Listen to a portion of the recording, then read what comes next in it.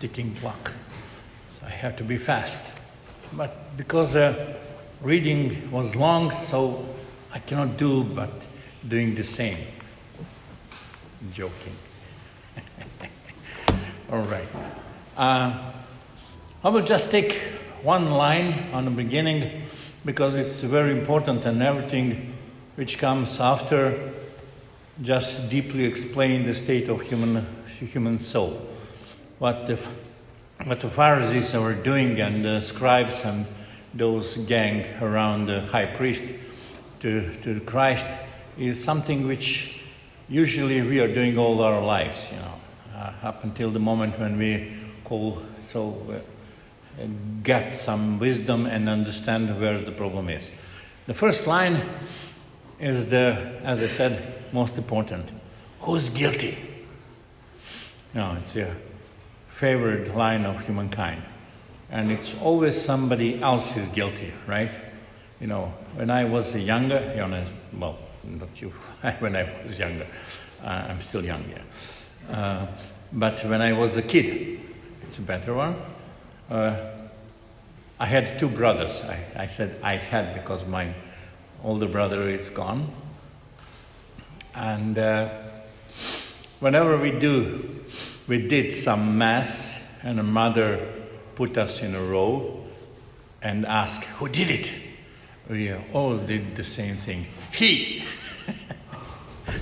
It was never me, even though it's me. But, they are always them, somebody else is guilty. And, these depict the human soul. Because, in the story of the Garden of Eden, that fruit, that tree of the knowledge of good and evil, and forbidden, and that, the God's command not to take from that tree, because the moment you will take from that tree, you will die, actually means that that tree, in a very special way, the tree of the knowledge. But the knowledge you will get from that tree is a very terrible knowledge.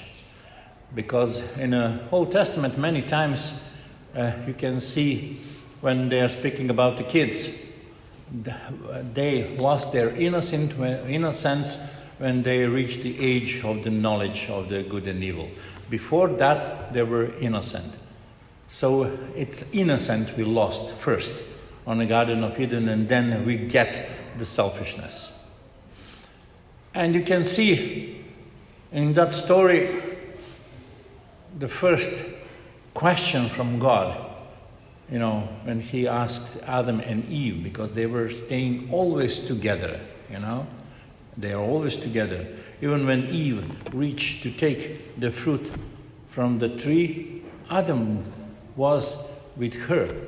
And the text is saying this, just we are, because we are, patriarchal culture, we simply forget this, and the woman is guilty, as Adam did. When God asked Adam, where are you? He didn't ask, where is your location? But he asked all of us, do you know where are you? Do you know your condition? Do you know that you're out of heaven?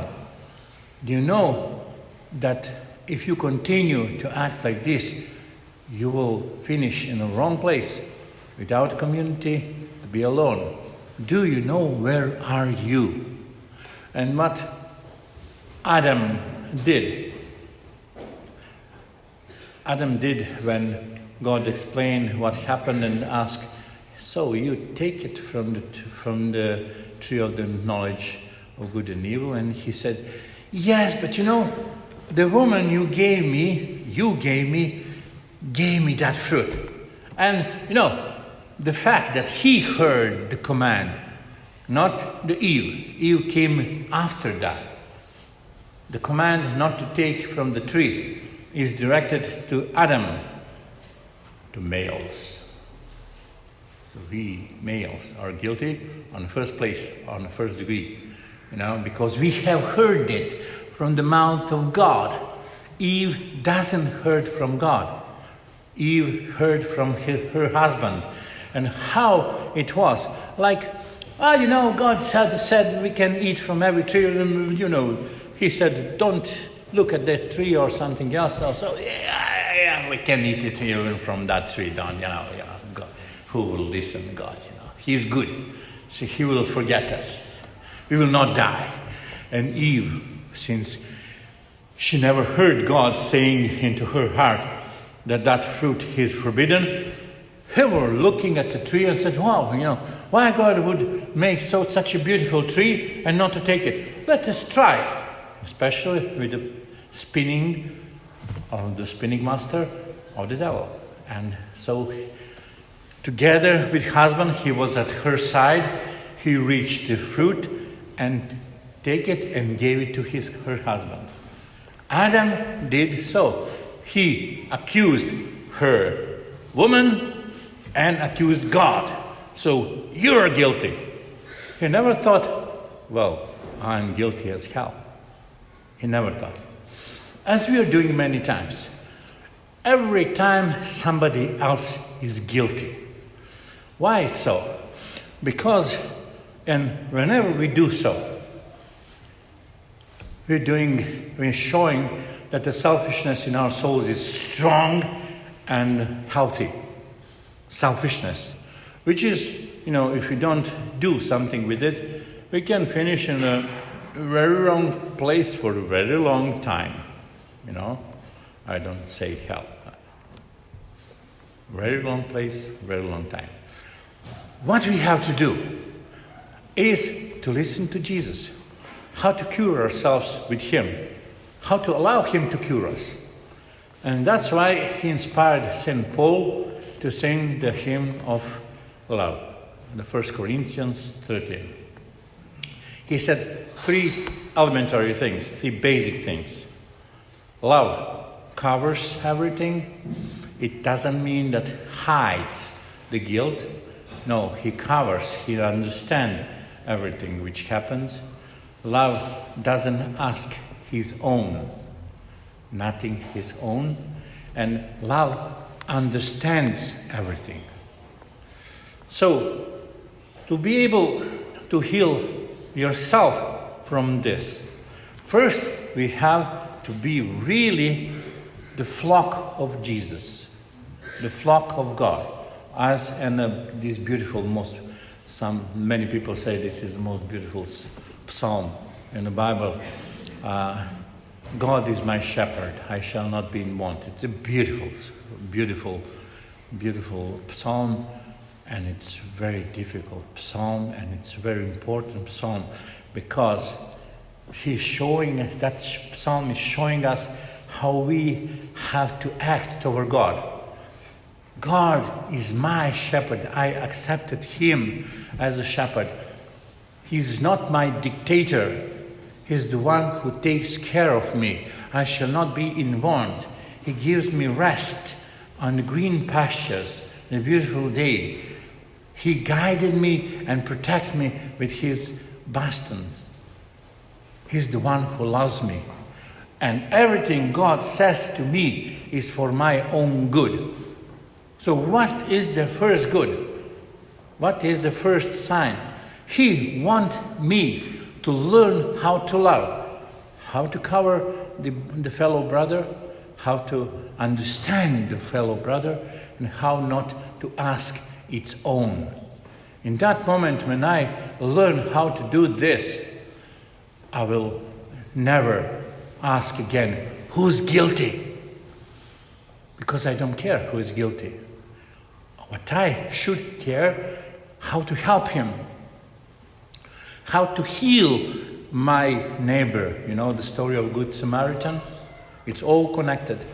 How to help the brother who is wounded. Not to think, where is his guilt because he's ill. No, he's not ill because he's sinful. But maybe he's sinful. Who cares? But he's sick to show your choices, how you will act.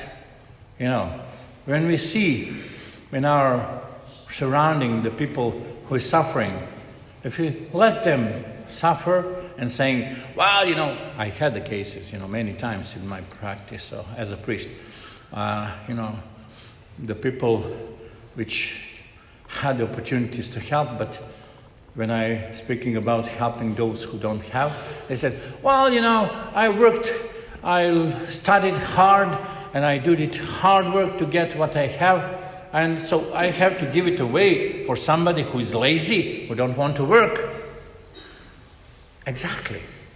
You should help that person and not to think who's guilty, because the act to help is a sign of love.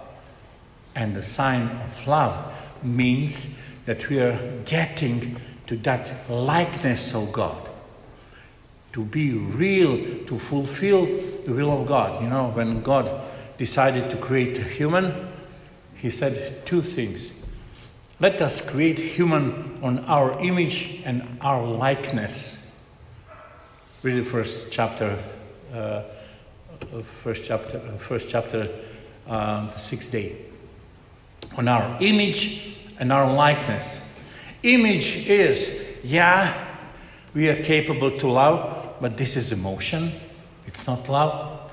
We are capable to create, but create in our selfishness many times, just for us, not for others. So we look like God. It's image, outside image. But the likeness is a process we have to learn to reach really the characteristics of God which He planted in us.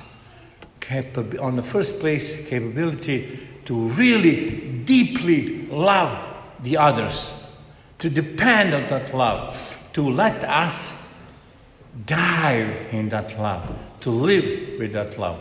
Only when we reach this, then we are full picture of God. Picture, image, and the likeness. So, brothers and sisters, we are all actually invited on this. It's very easy. It's not difficult. It's difficult to achieve because we are selfish. But when you feel in yourself that it is difficult to achieve, means that selfishness is still strong and healthy in ourselves. And this is a disease we have to conquer and to erase in our souls. So let us really, every moment of our lives, fight against this and to learn to love our neighbor. Amen.